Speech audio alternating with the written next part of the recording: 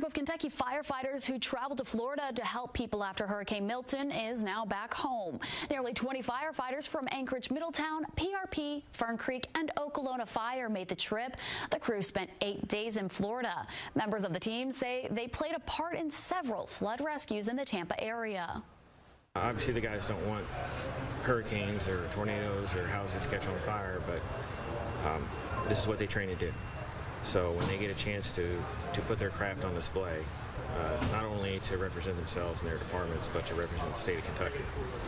When we're deployed, we're representing every single person in the state of Kentucky in Florida. Firefighters say they're ready to provide more disaster relief if they're called upon again.